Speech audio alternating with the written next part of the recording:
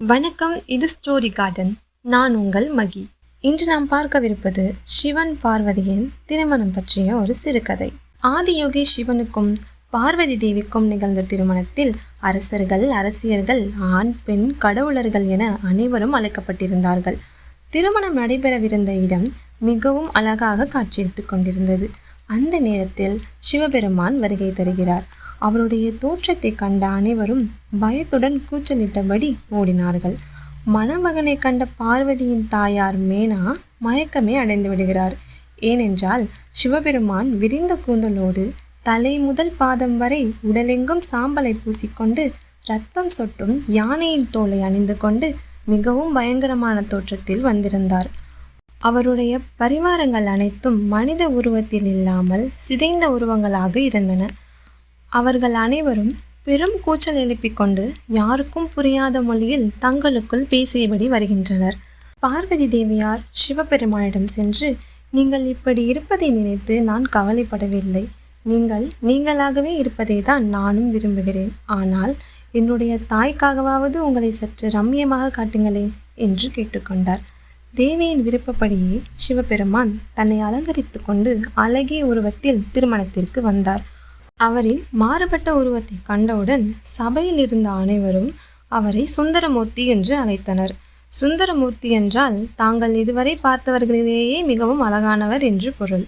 சிவபெருமான் நிற்கும் பொழுது ஒரு குதிரையின் தலை உயரத்திற்கு இருந்தார்.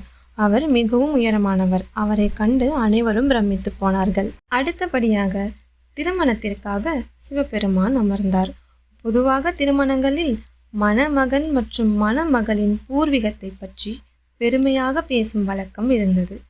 பார்வதி தேவியின் தந்தை இமயமலை பிராந்தியத்தின் அரசர் என்பதால் அவரை பற்றி மிகவும் உயர்வாக சொல்லப்பட்டது. இப்பொழுது மணமகனை பற்றி என்ன சொல்கிறீர்கள் என கேட்டதும் சிவபெருமான் அமைதியாக அமர்ந்திருந்தார். அவருடன் வந்திருந்த பரிவாரங்களோ யாருக்கும் புரியாத பாஷையில் ஏதேதோ சத்தங்களை எழுப்பிக் கொண்டிருந்தார்கள். இவற்றையெல்லாம் தனக்கு நேர்ந்த அவமானமாக கருதிய தேவியின் தந்தை மிகவும் கோபமடைந்தார். பூர்வீகம் இல்லாத ஒரு மனிதனா? இவர் எங்கிருந்து வருகிறார்? இவரது தாய் தந்தை யார்? அவருடைய பூர்வீகம் யாருக்குமே தெரியவில்லை. இவருக்கு எப்படி என் பெண்ணை திருமணம் செய்து கொடுப்பது என்று கோபத்துடன் எழுந்தார். அந்த சமயத்தில் திருமணத்திற்கு விருந்தினராக வந்திருந்த நாரத முனி தன் கையில் வைத்திருந்த ஏகதாரா என்னும் இசைக்கருவியை கொண்டு இசைக்கின்றார். அந்த இசைக்கருவியிலிருந்து டங் டங் டங் டங் என்ற ஒலி கேட்கின்றது. கோபத்தில் இருந்த அரசர், எதற்காக ஏகதாராவை இசைக்கிறீர்கள் என கேட்டார். இசை கருவியில் இருந்து வந்த டங் டங் என்ற ஒலி, அதிர்வு, நாதம் இவையே அவரது அடிப்படை. ஒலி அதிர்விலிருந்து பிறந்தவர் அவர். அவருக்கு பெற்றோர், பரம்பரை, முன்னோர்கள் என யாரும் கிடையாது. அவர் சுயம்புவாக தோன்றியவர் என நாரத முனி அரசருக்கு விளக்கினார்.